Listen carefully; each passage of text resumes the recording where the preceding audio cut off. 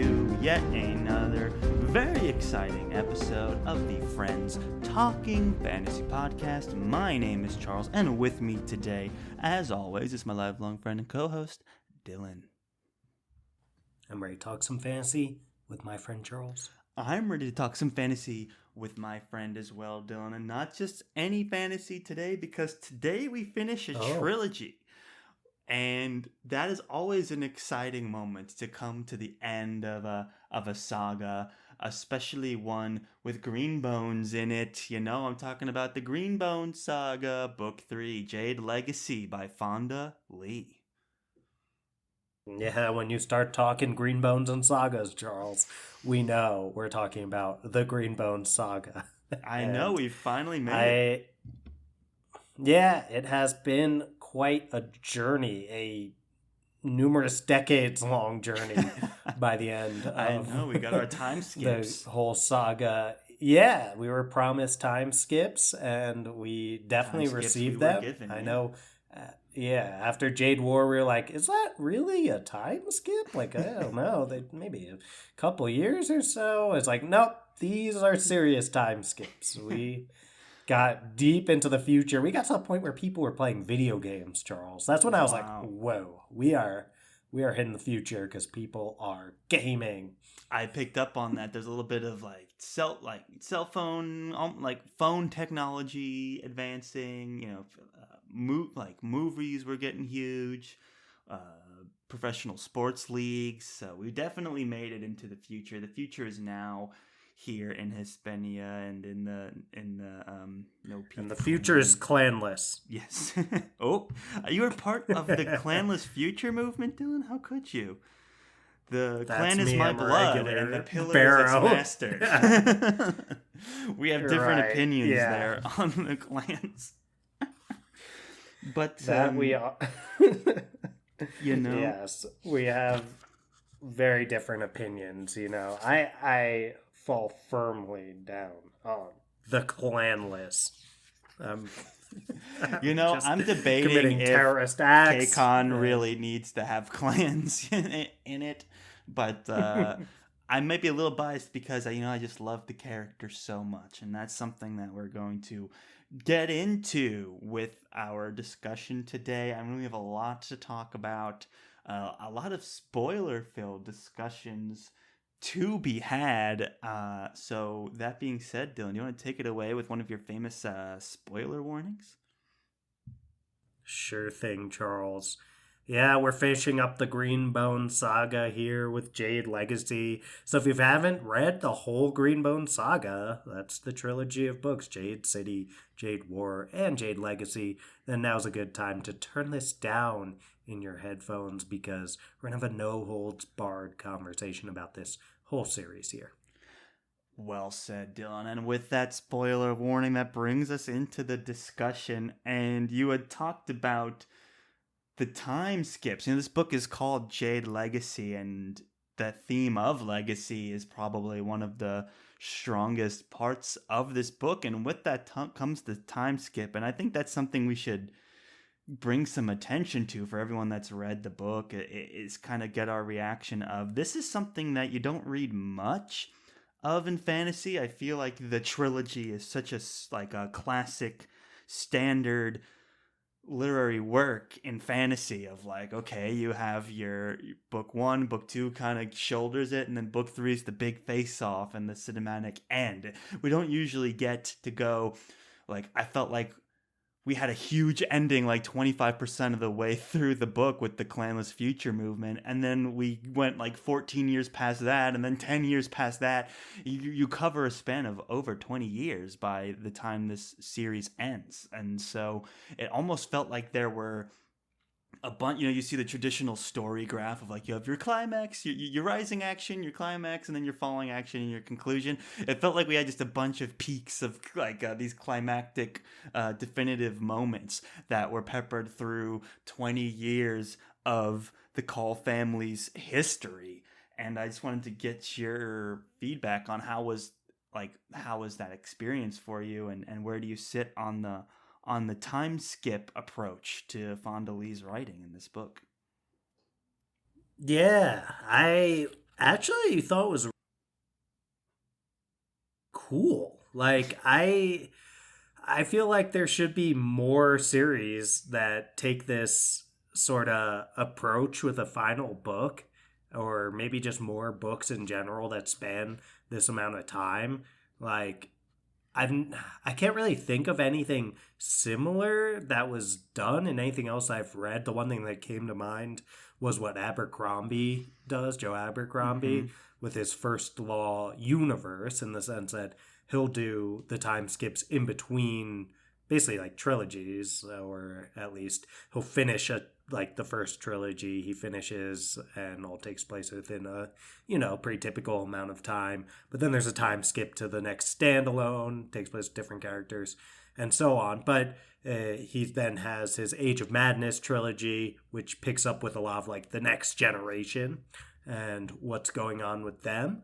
And I think it's pretty cool to see an author pick up with the next generation while the events that include the previous generation are still kind of happening, and the previous generation still like main characters in their own rights. It's interesting. I can't think of any parallels. I've done it in the case of a single book, and I definitely came away being like, that's an idea that we should have more of in Mm-hmm. our genre. And I'm almost surprised that it hasn't been done more since, well, I guess this book wasn't published that long ago, Just a so couple years maybe ago. that's time for it to, yeah, exactly. And it's an award-winning book. This one took the Locus Award, so I feel like when a book wins awards and gets the kind of praise that the Greenbone Saga has, plus nearly adapted to Peacock, I believe it was, before they Yes. dropped that, unfortunately.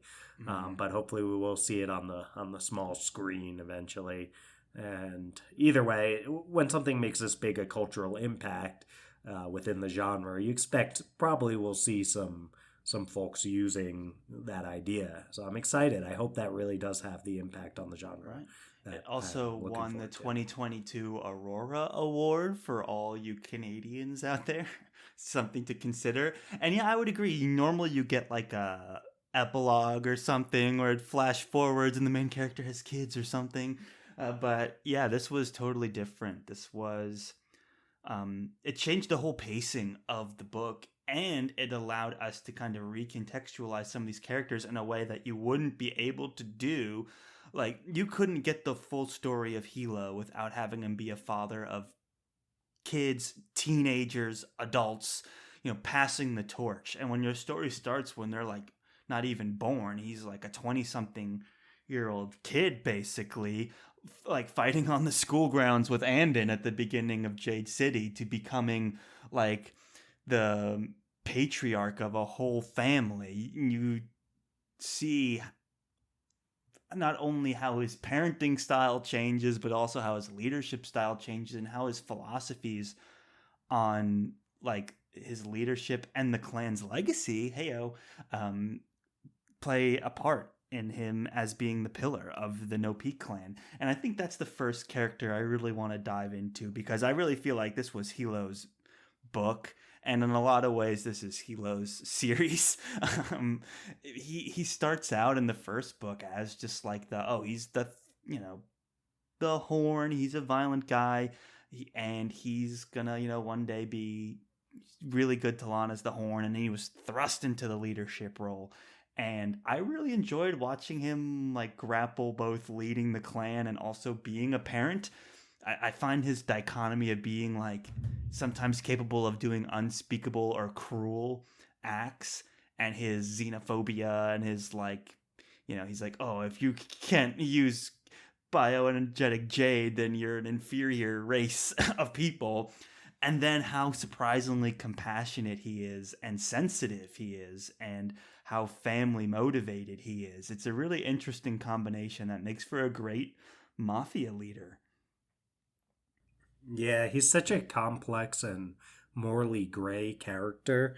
I feel like, and Fonda doesn't pull any punches with that. There's so many characters that people are like, morally gray because he's a thief. It's like thieves are bad, but it's like they never do anything bad unless you count stealing from really rich people or it's like, something. oh, he's going to grow up to be the fighting guy that fights in the clan. He's made to be a fighting guy.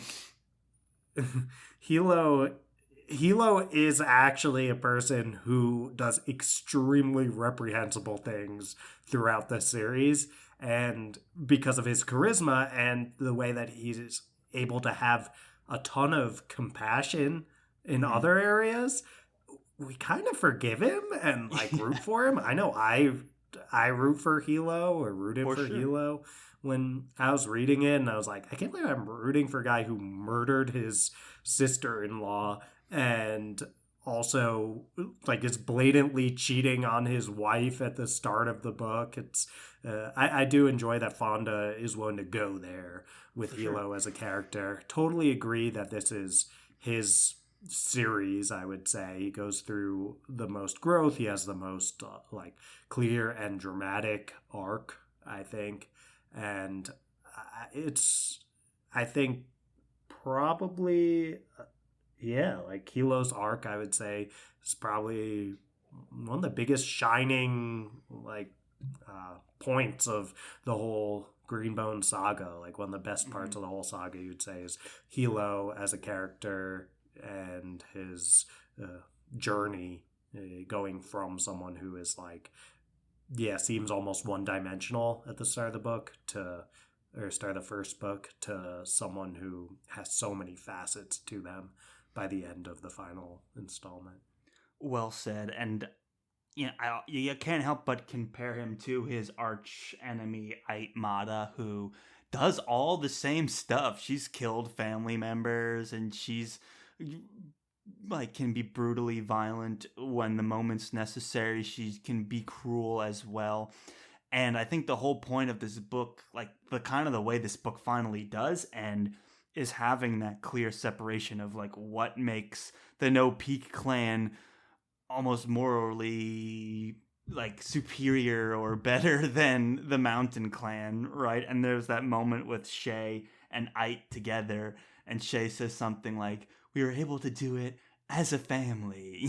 Like the ability to have that compassion, I guess, edged them out in the end, because I didn't have a whole lot of family that loved her left, and she kind of tried to take everything on herself. So the fact that Hilo, I liked his modern parenting approach too. I thought he did a really good job, even though there were moments where he would just beat his kids or whatever. He was still surprisingly open-minded and very communicative. And you get the sense that the like that was a cultural thing that probably every family was doing at that time. Right. In that culture, Definitely. Which obviously from our angle looks reprehensible, but didn't really set him apart probably as a bad father or anything like that. No, and but I did like, there was a scene in the beginning where I was actually impressed by this scene where he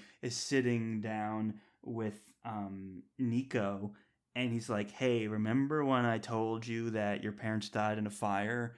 Well, that was a lie, and I killed them. But just know that, our family has a lot of enemies, and we got to keep each other close, and I love you very much. I was like, whoa, he actually said that. Normally that's in shows and books and movies, that's something you keep buried deep, and then it comes out later, and then they learn about the truth, they switch sides, and become enemies.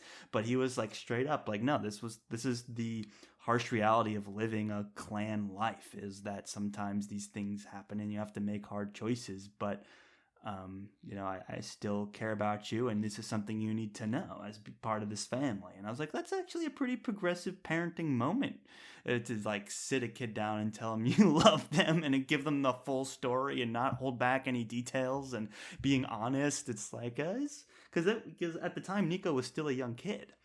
And then there was a line in there where it's like he learned there was like 2 things you couldn't do with a kid or anyone. It was something like change their minds when they're set on something, or convince them not to do it. And I was like, that's like, he doesn't fight their kids. So when his daughter Jaya was like, I want to be the Horn someday, his reaction was, no way will you ever be the Horn. But he was like, you know what? I can't change your mind. So he was like, maybe I can like get you connected with one of the fists after school. And if you keep your grades up, then we'll see where it goes. And I was like, well, that's, way to keep an open mind. Like, I know my dad shot down plenty of ideas. He wasn't that open-minded.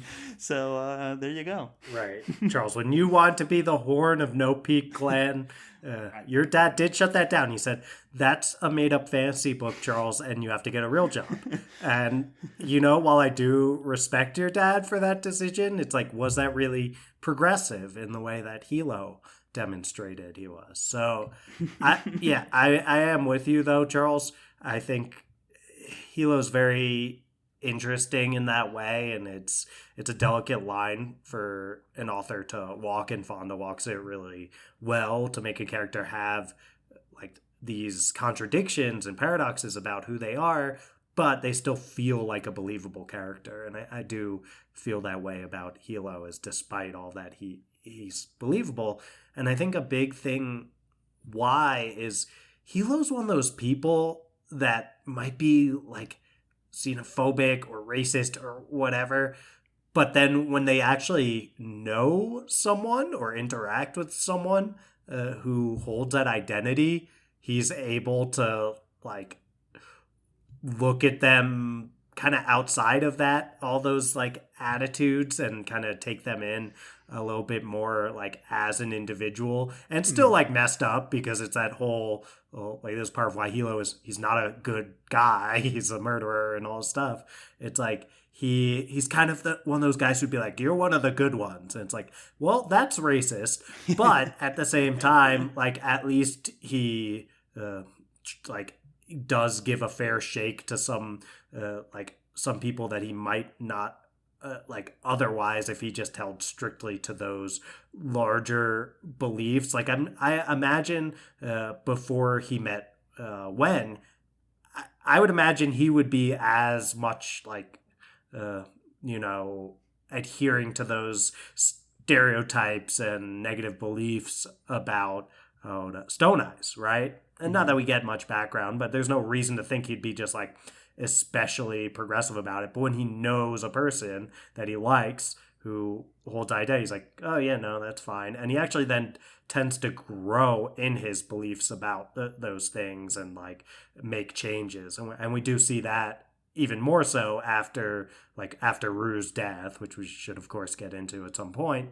After Rue's death, he gets like really into the idea of promoting the causes for Stone Eyes in a way that he never, he became a real ally to that community.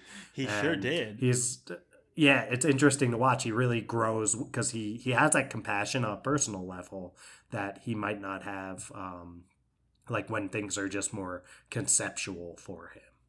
Right. And I like to think, a lot of the things that happen to Hilo throughout the whole trilogy, losing a brother, losing a son, losing a brother-in-law, losing friends, other family, it's almost like you think of them as tests for Hilo, and he gets tested quite a bit, especially in this book when his kids get older and angstier, and they're like, oh, I want to go work for a private company. Oh, I want to be a fist, but I'm a woman.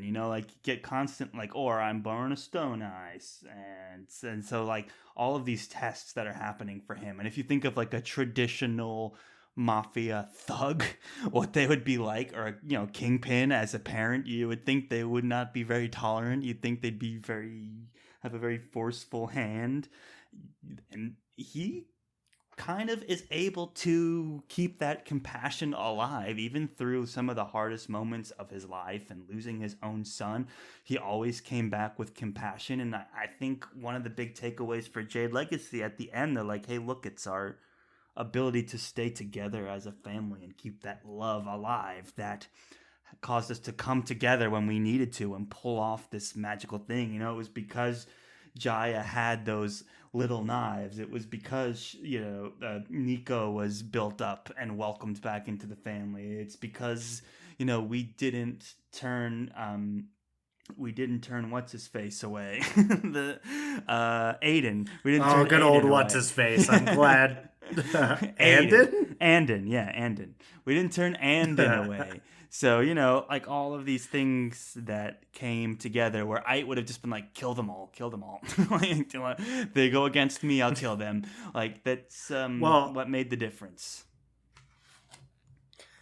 Yeah, it definitely did. And there's Mike Tarr, right, who's the character that Hilo, like, by the, rules of the society, should have killed after he murdered his girlfriend, I believe it was, or wife. Fiance.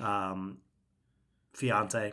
They were gonna get married. I was dancing around it. I was on both. You were close. Yeah, fiance. I said girlfriend. I said wife. I didn't hit right where it actually was in the middle of those two. But either way, and Hilo has this personal compassion that Aitmata would not have, and he spares his friend and actually brother-in-law. And it is very family-based, where he literally says, I believe, like, I can't lose another brother. Because if you count brother-in-laws, he's lost 2 at that point. And he banishes him, sends him into exile, and actually then he gets into this place where he plays a key role in killing the bad Keck. And I think that, yeah, right. And it's weird where, like, his compassion, where it seems like, oh, you're making a mistake, this guy could come back and do some damage to you, and it seems like he actually might do that, because, like, it's played in a way where the reveal that he was working for Andon and the No Peak clan the whole time, but when he turns on the bad Keck, those, like, that reveal comes later, and it seems like he's actually, like, going to betray Hilo.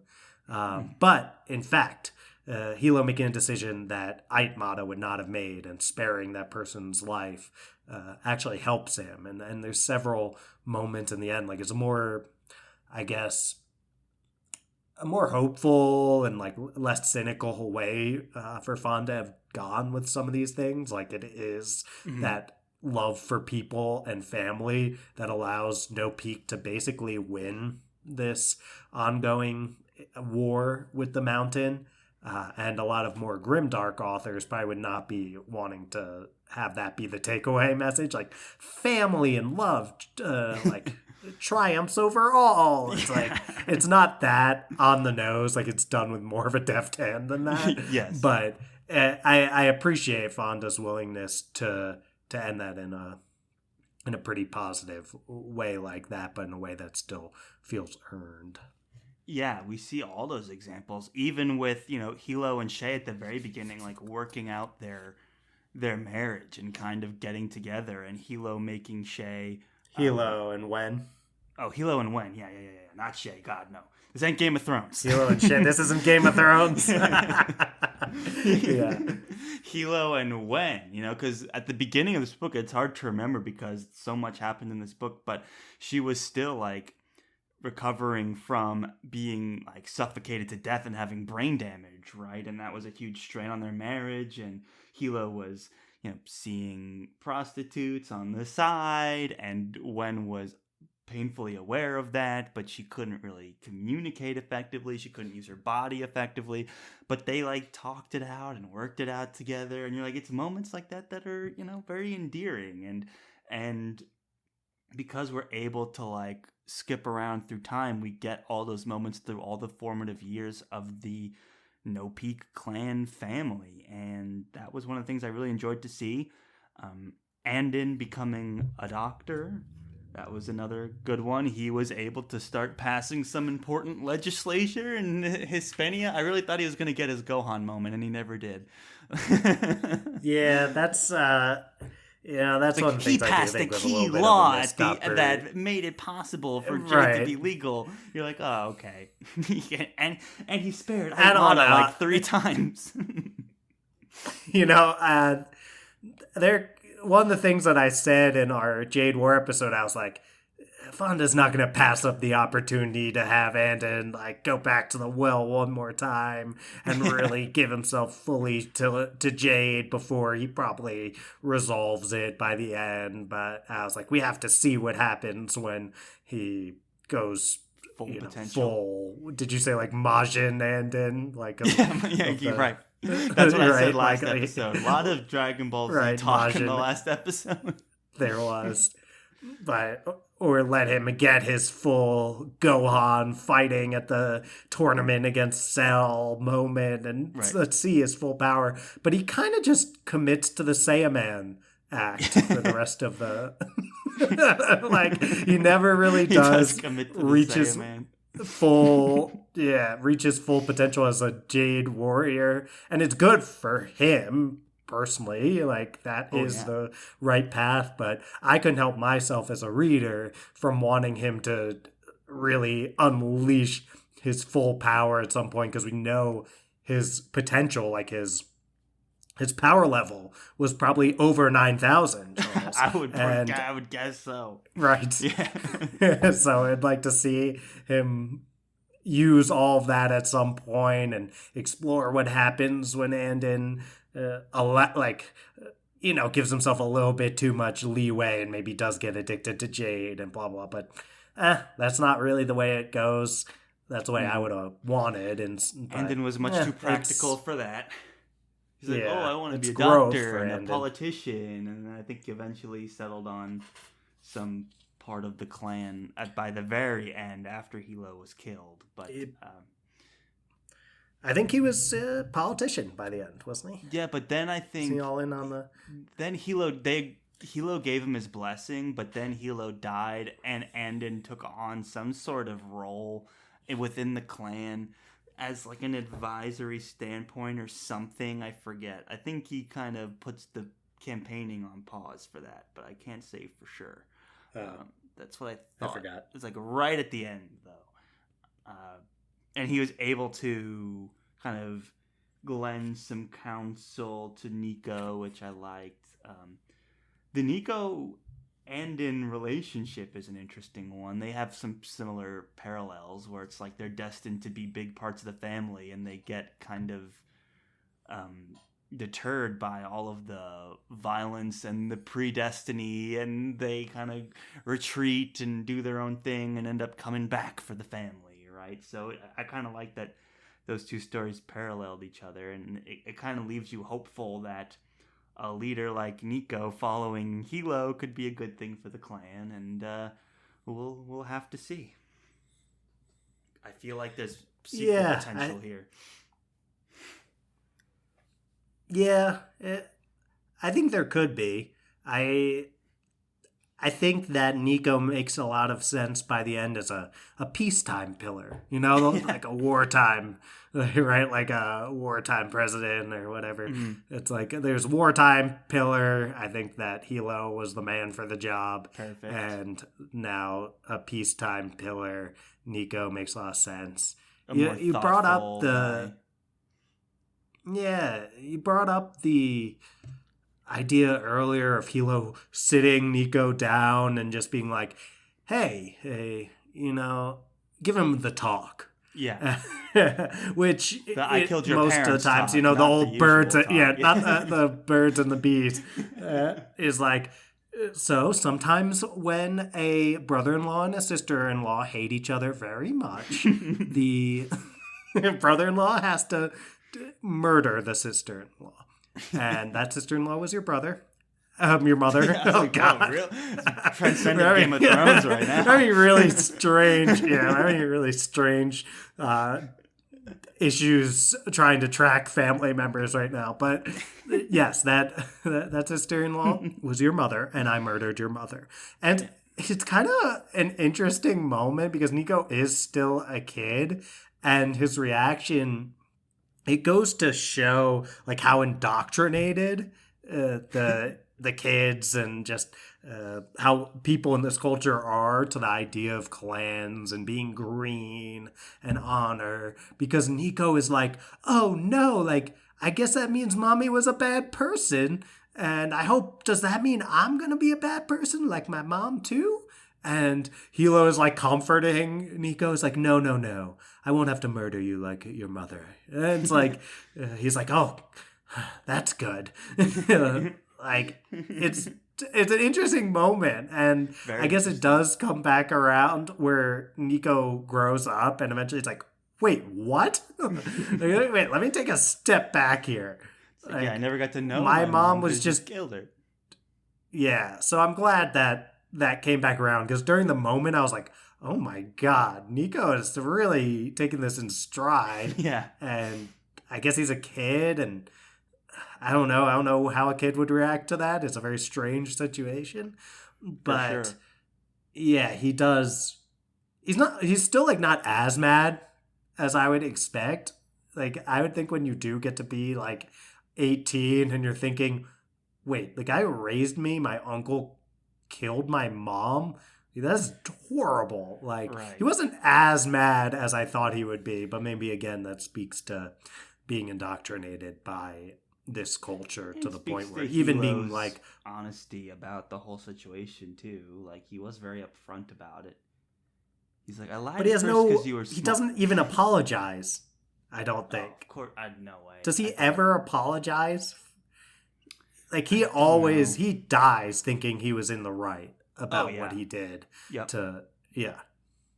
I mean, it's a good thing he did, too. Otherwise, he would have not had any male heirs that were Greenbones. True. Right? But maybe Jaya could have been... She probably wouldn't have been a good pillar anyway. She's a little too hot-headed. But they said the same thing about Hilo, didn't they, Charles? They said the exact same thing about Hilo. I think Jaya would make a totally competent, excellent pillar, but we'll never know.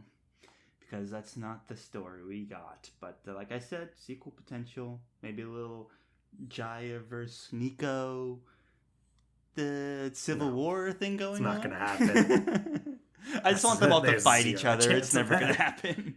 Right. There is a part of this. We unity. Got some... Yes, we got some feedback. I posted that we finished the Greenbone Saga, and as usual on Twitter, we got a lot of interaction on that post. People go nuts for this series on Twitter, and overwhelmingly very positive things to say. And then there was one person who was saying that they couldn't really get into Jade City as much because they were like, it is a lot of family politics and I'm trying to remember the other thing that they said, but they're like, it seemed like a lot of family politicking and dealing with these clans behind the scenes and that kind of stuff. And they're like, I was looking for a lot more action. Does that pick up later in the series? And I was like, you know what? If you're not enjoying the family politics and the scheming of the clans and that kind of stuff, this series might not be for you, and that's okay. You have to be willing to do that, because I think where there might be, you could call them missed opportunities, or you could call them just things that would happen in a different kind of story. But for me, there were a couple that I would call missed opportunities. It was when we just didn't get the showdowns action-wise that we would have liked to see, right? There's all these, at a certain point, I would like to have seen Aitmata and Hilo fight each other. Yeah. And we just don't get that moment. And there's a lot of series. It's an obvious moment. And of course, one that Fonda was well aware was a possibility. And she chose not to do it. And that's clearly an explicit choice. There's just no way it didn't occur to Fonda that was an option. But I don't know. Maybe there's just that popcorn fantasy fan in me that just wants to sit back, and I don't eat popcorn while I read books, but if I could without getting butter on the pages, then I would love to eat popcorn and read the Hilo versus Aitmata showdown for it all. And that's something I think of a Brandon Sanderson. It's he will give you that moment. You just know he'll give you that moment. Whenever there's we really need to get this character against this character, Brandon Sanderson will deliver you that. He's your guy. Yeah. And definitely. And there's a lot of great authors that will explicitly choose not to. And I think, yeah, this doesn't have those action sequences, but that's not really the point of the books. I would agree. And I think a lot of this is hinging on you wanting and expecting violence and revenge, and then having the characters choose compassion. I think that's a huge point of this. It's like, oh, you're all familiar with like Yakuza kind of imagery. You're all familiar with like, family secret kind of tropes. You're familiar with revenge storylines, all of those things. But then it's like, well, he's also got a family to raise. And I think that was the active choice of like putting those expectations kind of personified in the Aitmata characters, not afraid to show down, and put that against the No Peak clan and the Calls, and just to see how that is different story plays out. So I agree with you. It's deliberate. It's a choice. For those of us that want action, you don't have to get it all the time. This is way more grounded in reality, I think, where it's like Hilo wasn't just going to run up and fight every character in an epic showdown. I think that choice to make it more grounded in like a family dynamic reality and focus on those developments over a 20-year span, it was a really unique choice and a standout for fantasy. Like, if you want to read an epic showdown between two enemies, like, read any other fantasy novel, perhaps. But I don't know. I appreciated some swinging for the fences here. Like, we got some cool stuff. We got all these different climactic moments from the first couple hundred pages. We got a showdown. We got like the explosion at the at the boardroom there with the clanless movement. We got that, and that was kind of a fun moment. And yeah, I think it's the choice to just focus on that family dynamic that didn't make a showdown seem sincere anymore. Like, I don't know how you can wage both without kind of compromising some of that like grieving process that you need for a compassionate family, Right. I do think that's one of the places where Fonda's writing shines is in its realism. Like, the historical events that happen in this series, they always feel like this is exactly how something like this would happen. Like, all the ways in which just randomness will play a role. Like, I think of Lan's death way back in Jade City, and I think when we were discussing that, I was talking about the assassination of Archduke Franz Ferdinand. You were, actually. And right, yeah, I was trying to some Franz Ferdinand knowledge. Our AP Euro teacher, Miss Halloran, would be proud. She's like, wait, Dylan learned something in my class? He paid attention on that day. He paid attention on that day? But it is like, that sets off a world war, And it's this weird moment where I think it was something along the lines of the assassin like missed their opportunity, and then Franz Ferdinand's car broke down in front of like a burger joint, and they just happened to be there and end up being able to shoot him there. And it's like that's Barrow just ending up in the right time, right place to kill Lan. And other moments like the way that Hilo ends up dying rather than it being like in some final showdown with Aitmata. It's like, look, we didn't get...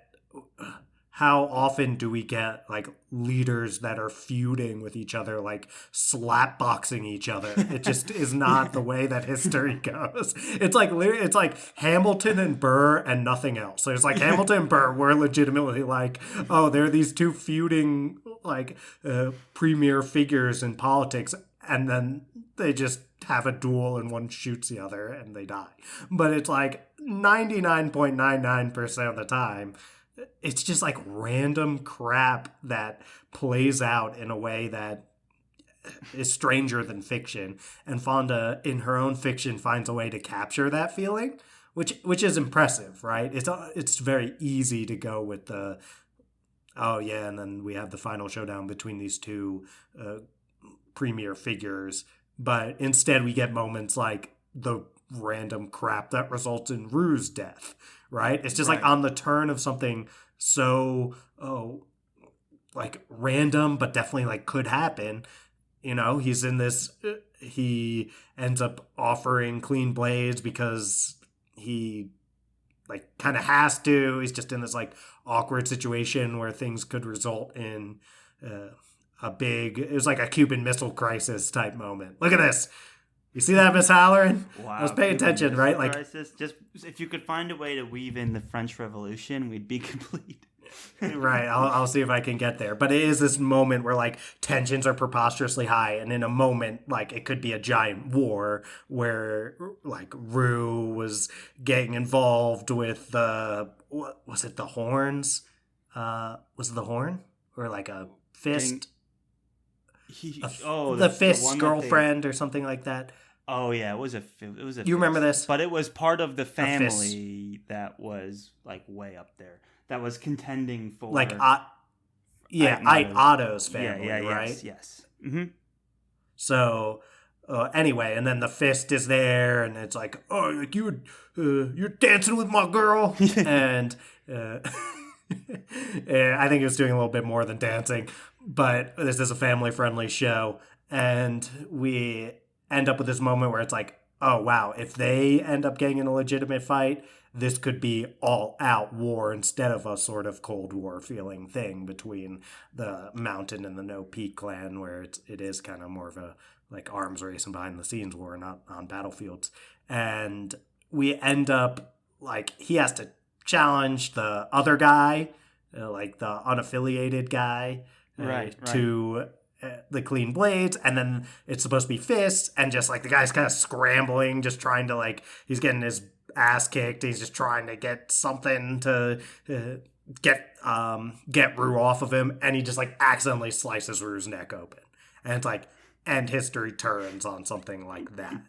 And I feel like that's how crap goes down in the real world more often than the big final showdown. But even then, like not as much came in terms of clan war from that. Like Hilo purposefully did not like go in a battle rage like he did with Lon's death, but he true. All of a sudden he comes out of the woodwork supporting all kinds of social progress initiatives that Rue was championing from his college studies, and he does, eventually make peace with that family.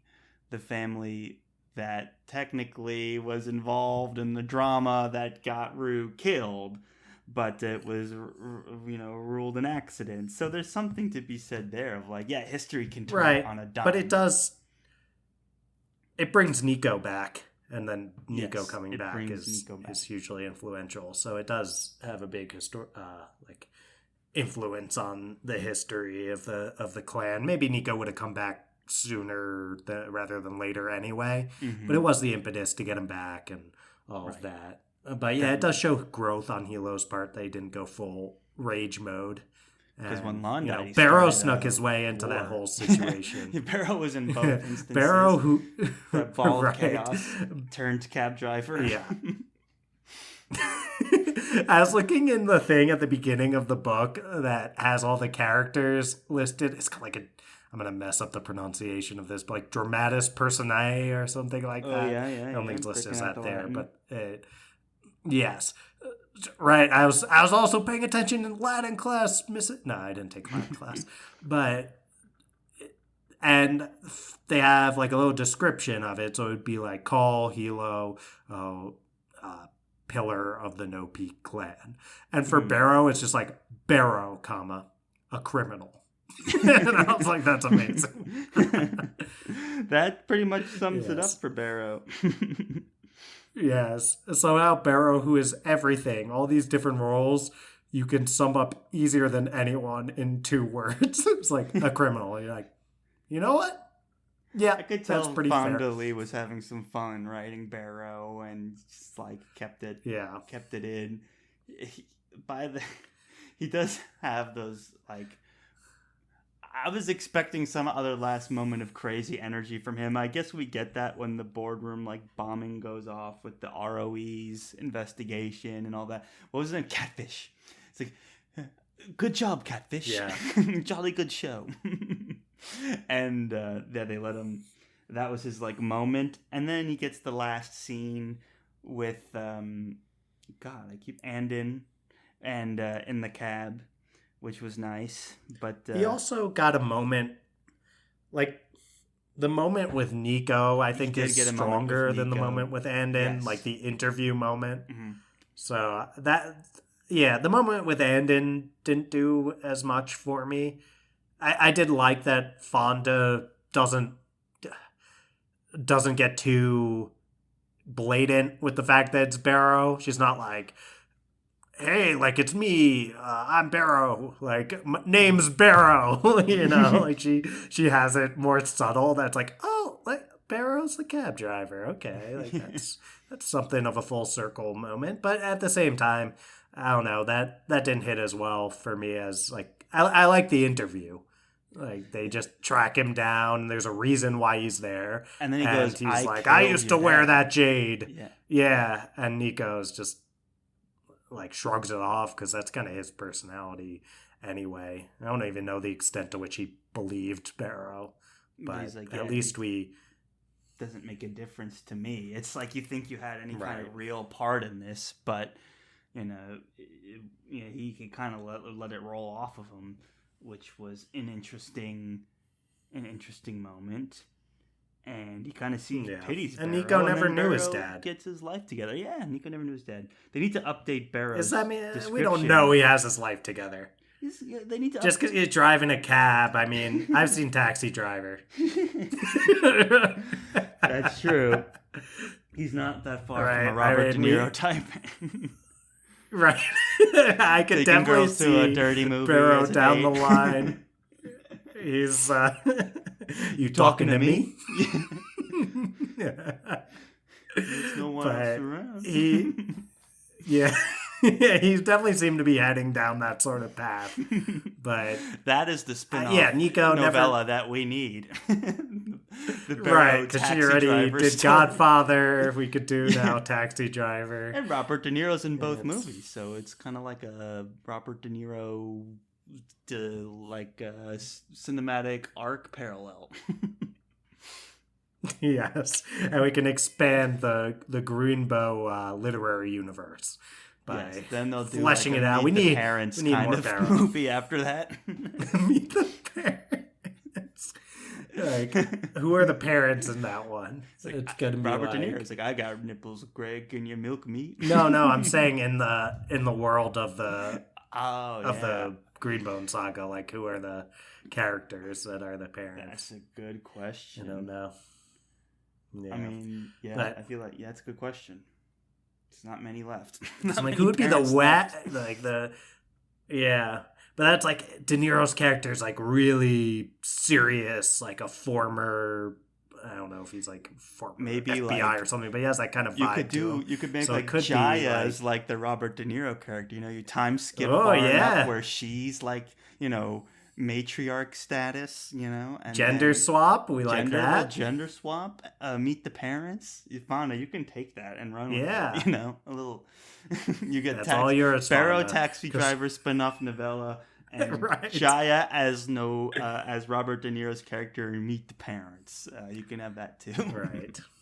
Meet the calls. Down the rom-com status. Yeah, Meet the Calls. It's like she may have had some.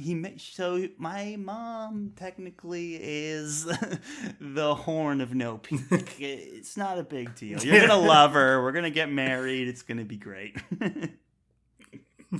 I just remember the moment with. All I remember Meet the Parents is like, I have nipples. Can you milk me? Like, where he's like, oh yeah, you can milk anything really. Like, you can. It's like, I can milk a cat or whatever. It's like, you can milk anything with nipples. I can't remember his name, but it's like Tom. He's like, hey, I have nipples, Tom.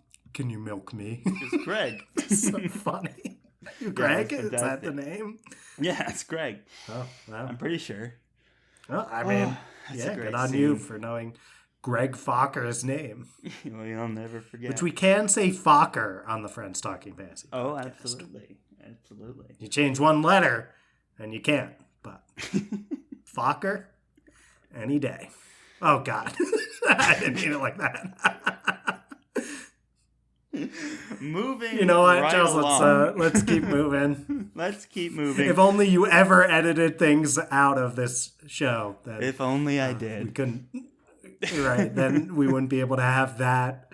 Because, in context, hopefully people know that was not intentional. But out of context, just grab that snippet, and that's it. That's it for Dylan. Bye, Dylan. It was nice knowing you. But hopefully, the fans will listen and they won't stage this huge rebellion and like a storming Bastille type situation where, like in the French Revolution. So I'm trying to go with that. Oh. Ooh. Trying to bring it back. Okay. Yeah, don't want my head in a guillotine for this one. Heyo, you sure don't. Like King Louis, probably. Probably one of those guys. Was it Louis? Marie Antoinette. You said something out of turn. Let them eat really cake. Mean, and right, exactly. now they're going to get your head cut off. Exactly. So you're basically Marie Antoinette. Right. We need to get this back on the rails. I've always identified with Marie Antoinette. This is where I saw that's this another episode thing going. That's not getting cut. Speaking of not editing. I don't care about that one. That one's fine. So one character that we didn't talk that much about is Shay. Last book we gave her a bit of a hard time for taking what we called L after L. And I would argue L plus ratio. She did get L plus. Which we got feedback was that you were correct about that. Whose feedback did we get? Like someone wrote in? Or someone just tweeted a response to the episode I posted on Twitter, and they said, I think Charles is correct. You want me to? I'll track the person down. Yeah, if you could let me know now, so I can just appreciate that, because I didn't. No wonder you didn't tell me about it. Dylan would. I'm telling you about it now on the air. I mean, is there I could have told you behind the scenes. No, instead I of telling you it. on the air. That takes a very big man. Giving you a hard time. I appreciate it. It's very big of you. I mean, that's what I thought it was. And we've said before, I'm hip to what the kids are talking about these days, and that's what I thought. Daniel at Duck35S. Thank you. Thank you, Daniel, for that.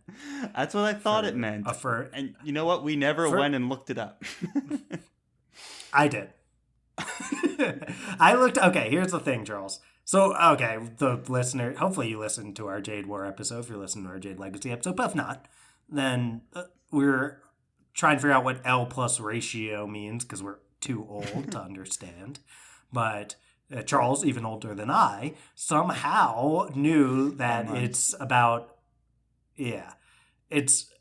no, by many months. But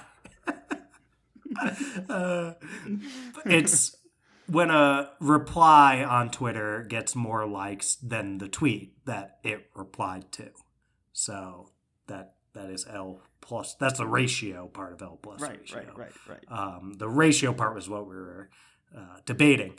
But so that does have 7,695 upvotes on Urban Dictionary. So I concede to you, Charles. Thank you. Because my definition that I offered, which is when you get more replies than you do retweets or likes on a post on social media, most commonly Twitter, which implies that the post basically is disagreed with heavily. Yeah, people are clowning do on not you, like what you have to say. Mm-hmm. Right.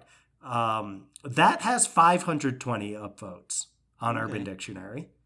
And only 93 when you said it, downvotes. I believed it. Like, I was not confident, but the more that we need another word for that specifically, because that is an interesting thing that happens. But yeah, L plus ratio is like, You got owned in the comments, man. Like, and that's what happened to Shay when she was trying to go toe-to-toe with Aitmata. Okay? Way to seg back. Way to seg back.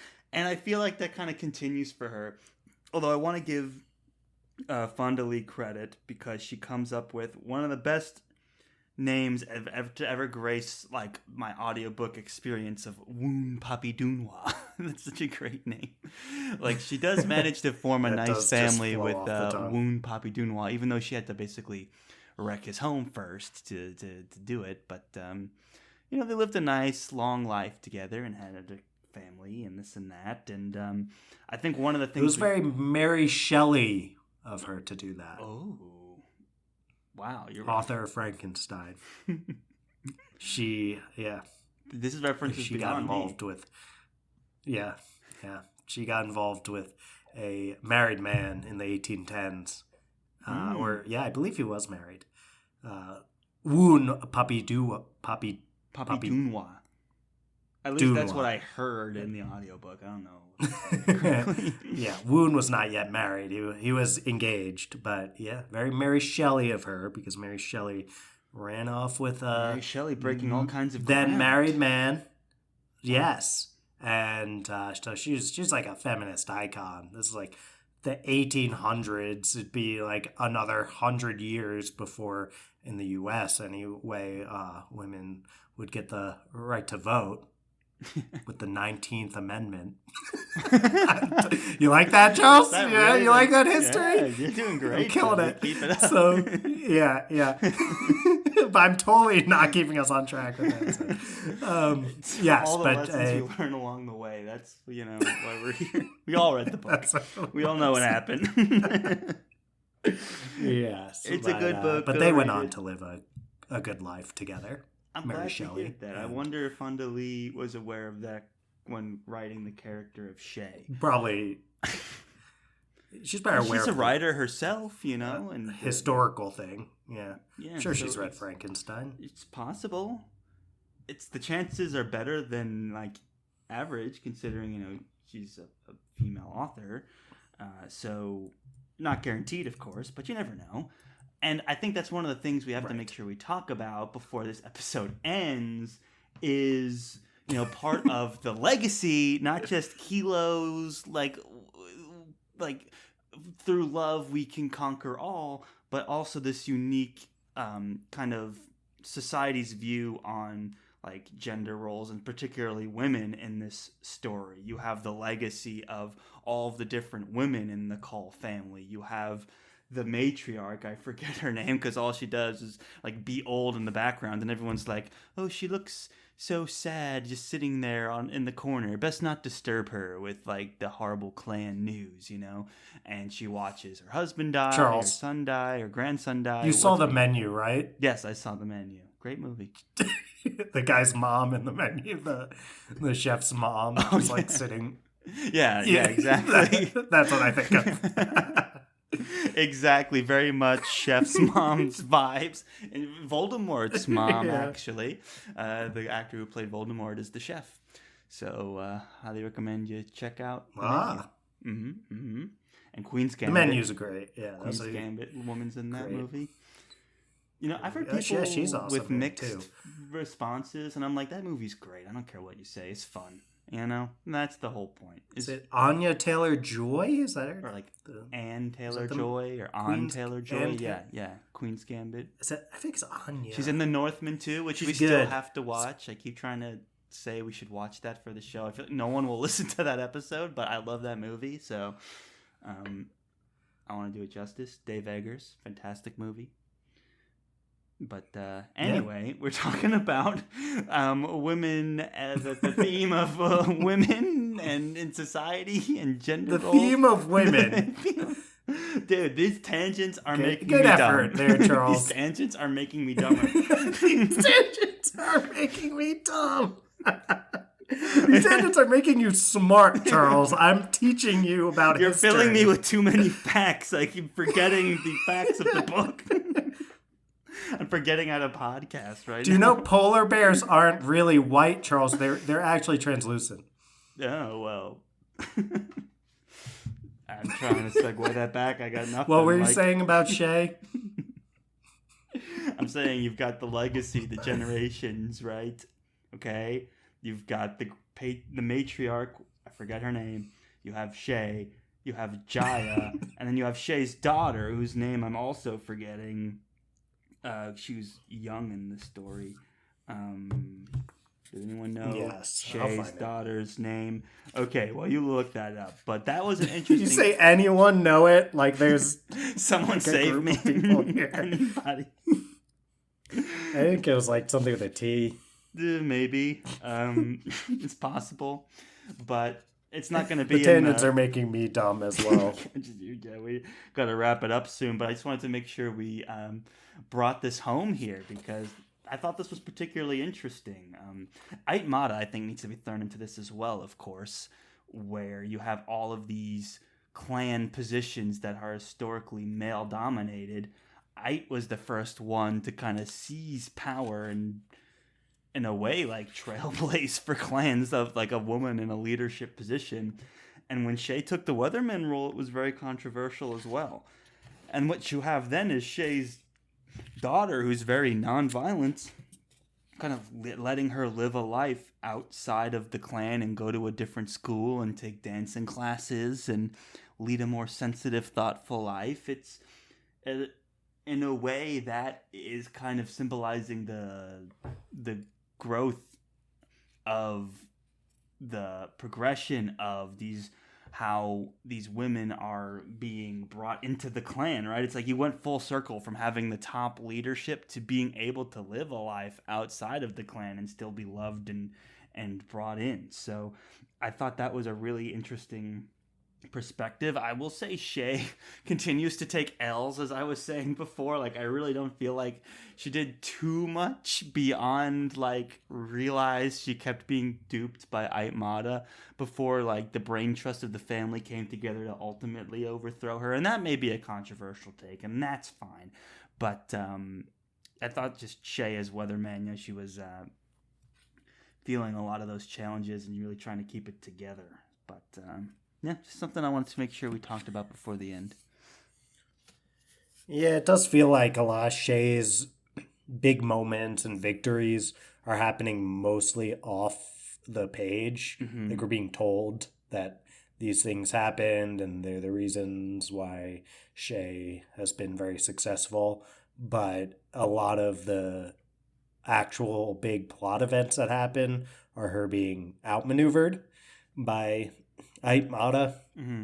And I think, yeah, she does even kind of realize that toward the end, that she's mostly been outmaneuvered by Aitmata.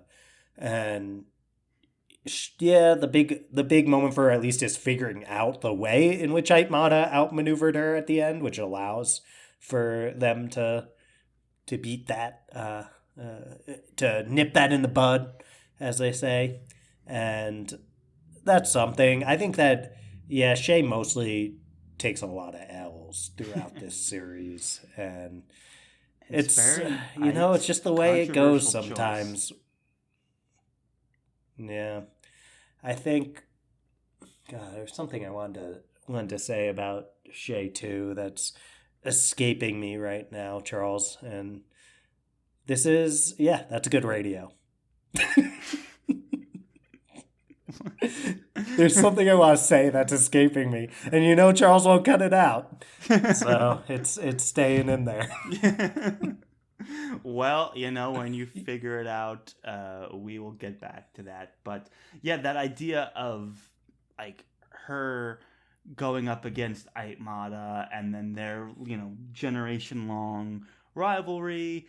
It gets like there's moments where all of the she's trying to convert people and then Aitmata just finds out and assassinates them, and she's trying to do all of these foreign politics and Aitmata just buys it all, has this master plan to just kill the guy, that have the guy in charge resign, and she'll step in and be able to effectively own GSI and all these other businesses and muscle out the Call family. And the one moment, though, that is interesting, there are two, I would say. The one is where Shay does decide to spare Aitmata's life at the bombing of the boardroom there, which was an interesting choice. Probably, I would have probably gone the way of Hilo, of like, you know, should die. Like, I think that's best for everybody. Like, that's the thing that every single time Aitmata gets spared, which feels like it happens like 10 times, although it probably only happens like twice. I think it happens. Is it 3 times? Well, depending. Is it 3 times? Consider the middle time. Like, there's this whole time where she's in Andon's apartment, like getting like healed like a baby bird. And then there's... like a baby bird. They're worried that the Mountain Clan won't take her back if they touch her, though, because the scent. Kind of, because she's like, they can't see me like this. Bird. Like, I need to be powerful at all times, you know? Right. And that's part, again, going back to like, but it's always like women in when leadership. They tell you not to touch the baby bird. Exactly. I know. Yeah. It was very much that situation. Just making sure. It was my analogy then. But yeah, it works on many levels. And so if you count that as a time, or if that's the continuation of saving her from the bombing, so that's a part that was maybe one. So that part, I think, the first, before they knew Hilo was alive, you can definitely make the case that they need to spare her, and the whole thing was that it would create so much instability for both of the pillars to go out at once. It could be absolute anarchy and chaos. Mm-hmm. So I'm like, okay, fine. I still might have gone a little bit more the way Hilo probably would have gone and just ended it. But so be it. They spare. But then they find out that Hilo's okay. And I'm like, you just got to do it. And she's all like, make your choice, Andon. Yeah. And Andon's like, I took the Hippocratic Oath. Gosh golly gee, I can't do nothing here. So they let her go. Yeah. That's a direct Not only do they let her go, they nurse her back to health. Just kidding. Yes, they nurse her back to health. No, didn't they already nurse her back to health before Hilo was seen to be okay? But they still could have killed her because it was Shay and Andon against her and her like aging former horn or something like that. And they were like, oh, we could easily overpower her. Right. They were in Andon's apartment taking care of her when they find out that Hilo was still alive. And then the mood shifted in the room, and I was like, make your choice. It's like... Right. But it went from like, the choice initially was... do we just let her die? Mm-hmm. To then the choice was, okay, Hilo's fine. Do we kill her? Mm-hmm. Which is a different choice. I mean, to someone like Hilo, you're right. That might be splitting hairs.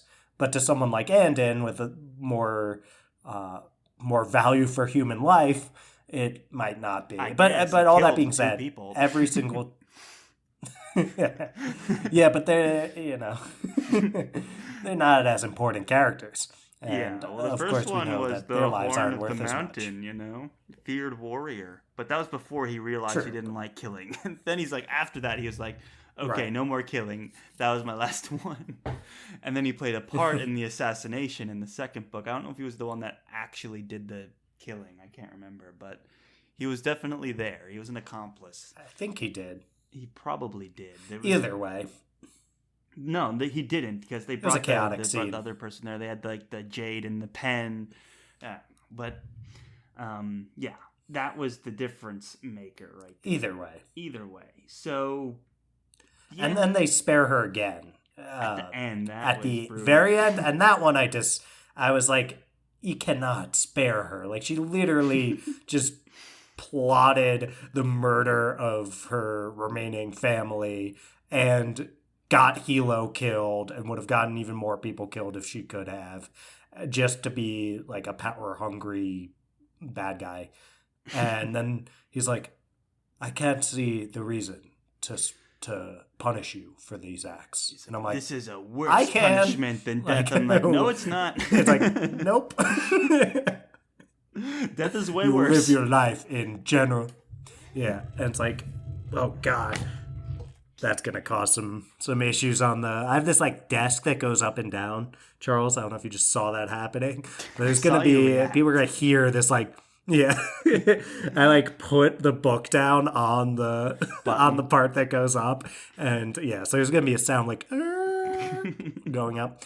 So I hope you enjoyed that, listeners, because Charles will not edit that out. I mean, I edit out audio weirdness sometimes, as long as you're not speaking over it. If you're speaking, if you edited out audio weirdness, then our show would be very short.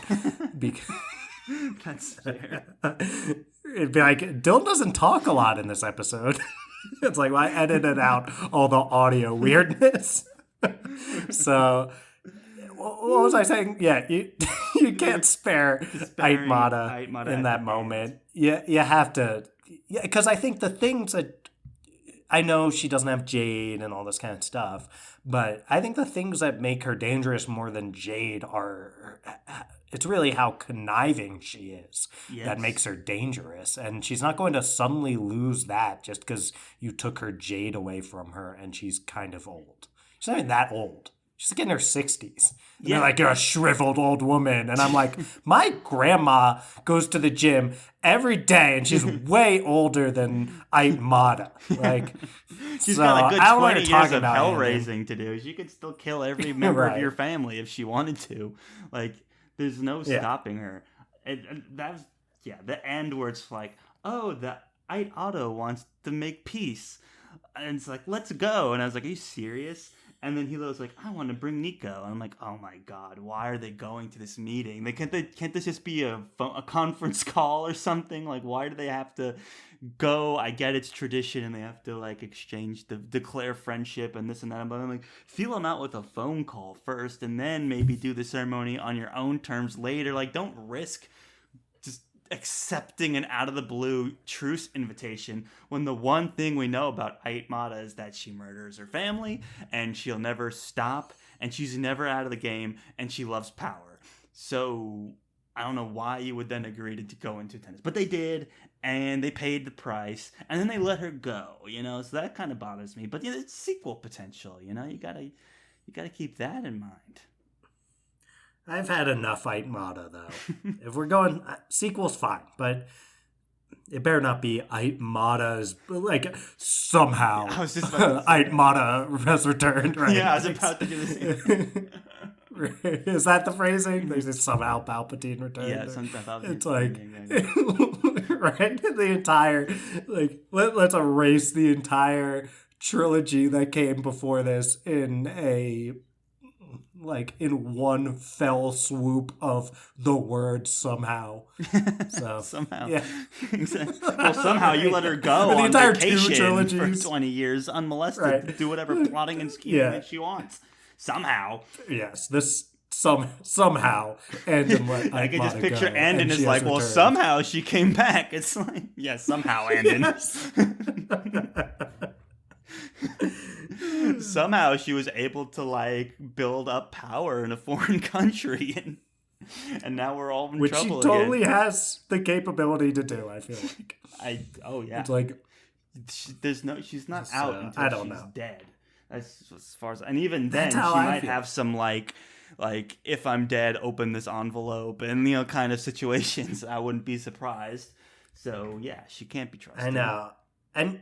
You mentioned earlier the idea that, like, choosing compassion over violence, like, that is a theme of this series. But to me, that was the one moment where I'm like, I don't really care about that theme. Like, I care about getting rid of Aitmata because this has been, like 2,000 pages. If you love your family being alive, you should probably kill Aitmata,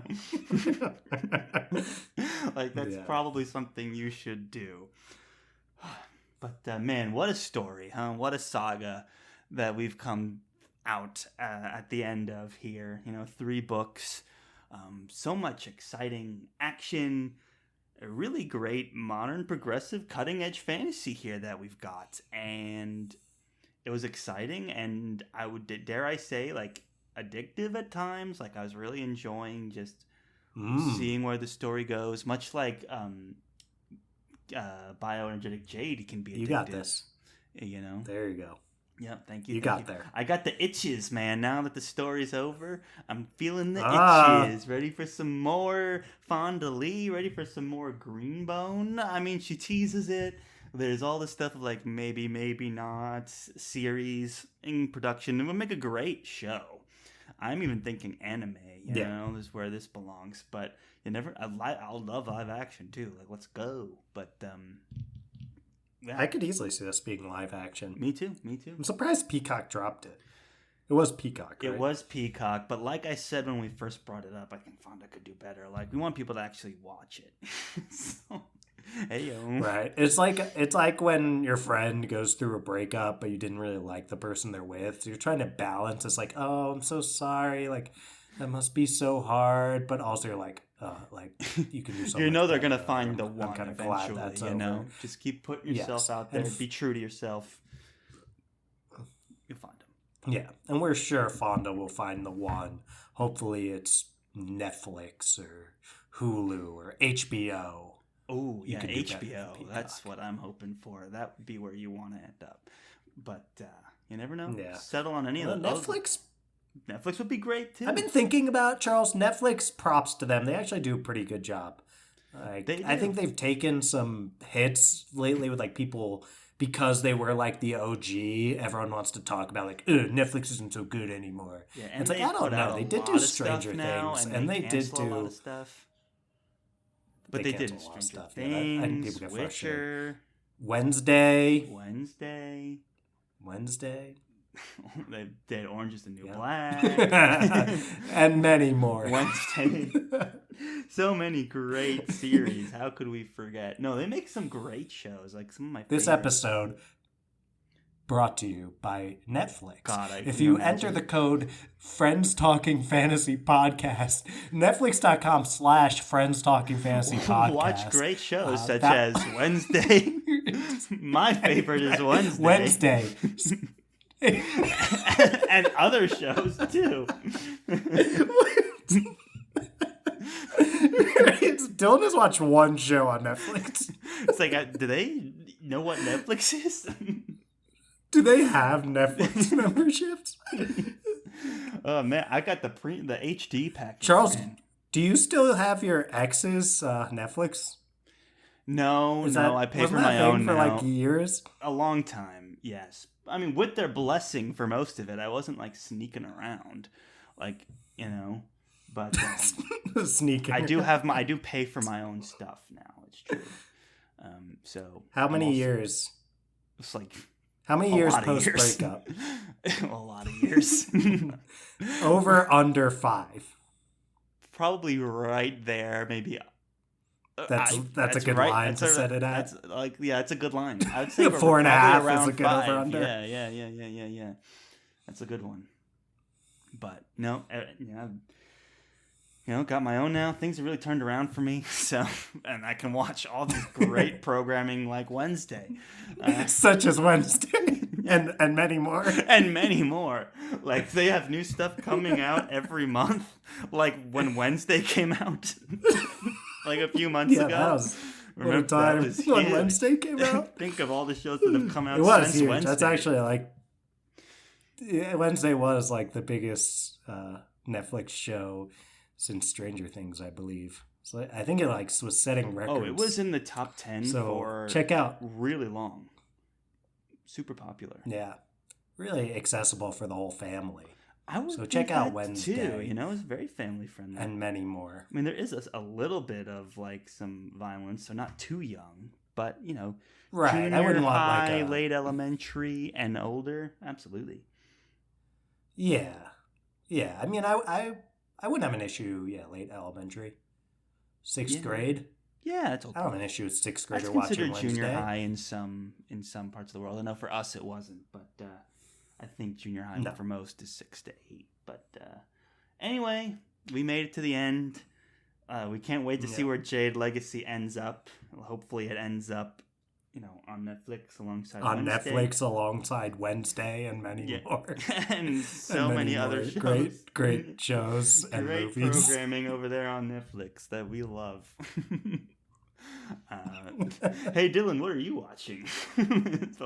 Wednesday. Me too. Okay, we're beating this joke into the ground, Charles. Please end this episode. Maybe it'll come back and be funny again. You know how comedy be like that sometimes? Yeah, but I think you gotta give it. Like, you can't just say the same joke over and over again for started the music? 10 minutes straight. Cursed. You started the outro music? Yeah, cursed. That I might have to bleep. We'll take that as a hint. I'm pausing it. Oh, you're pausing it. Because we need to talk about Wednesday more. Yeah, exactly. You know, the outro music here, it should be. Oh, I see what you did there. I don't think I can do much more than one. I can do one da-na-na-na and then 2 snaps. And if I do any more, then we are going to get sued. So, I mean, that is basically the whole thing, though. So, who knows where we'll the creepy and the... That's not no, the actual Wednesday. Stop, we don't want to get sued. The actual Wednesday song is like a new age reimagining. You know the house that was the front of the original Addams Family theme song was in our hometown?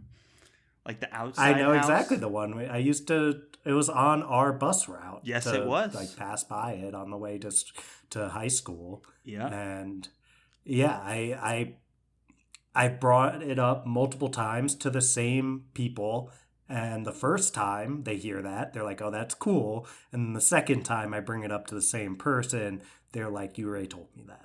I feel like now that Wednesday's available on Netflix, that you can now have a renewed interest in the Addams Family house. You know, like, hey. Well, that's why I keep talking about it. Exactly. That's like why, like lately, like I think I mentioned it to my girlfriend recently, and she was like, "You already told me that," and not as interested the second time. No. I was like. It's still I was like, cool, that Jenna Ortega, though, on Wednesday, I mean, she is impressive. Yeah, she's going to be I'm going to New York. Right? She is. That's exciting. I'm going to... Yeah. You're going to New York? Oh, definitely. Take a picture of the Addams Family house. Right, I could. I should do that. I'll tweet it. Mm-hmm. Yeah, so... I'd be like... So anyway, while I'm there, thinking about trying to go to Saturday Night Live because the host is Jenna Ortega that week. Wow. That would be pretty cool. And everyone knows I love Wednesday. That would be cool, but it's a whole process. You know how it goes, Charles. You're a native New Yorker and all of that. But the 1985, it's the musical guest as well. So that's... Okay. Speaking of musical guests... Hey-o. Let's get that sweet outro music pumping. I need to stop. Yeah, we need to wrap this up. So, great. Jade Legacy. It's reached a point where I hope Fonda doesn't listen to this episode. Guys, go recommend... I'm sorry if you've made it this far. Recommend the Greenbone Saga to your friends. And thank you all for listening. This was a great series. Action-packed. And at the end of the day, it's about family, and that's what I love about it. You know, it made me love some of these complicated characters in a complicated world, and can't we all relate to that? So, check out the Greenbone Saga. Charles has a family. I sure do. And you know who else has a family? The main character of Wednesday. No, Wednesday. She has a whole... Yeah, not only does she have a family, she has an Addams family. She sure does. Charles, did you know that the house that they based the Addams Family house on was actually within minutes of where I grew up? You know, I did know that, and I still find that interesting. That is a very interesting Wow. It's so interesting that hearing it multiple times actually is still interesting. Oh, I know. I lived it. We were on the same Some other people in my life could learn.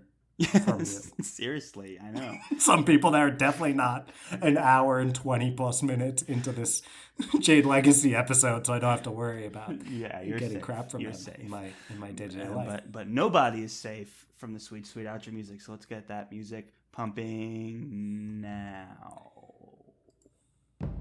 Thank you all so much, one and all, for listening to yet another very exciting episode of the Friends Talking Fantasy Podcast.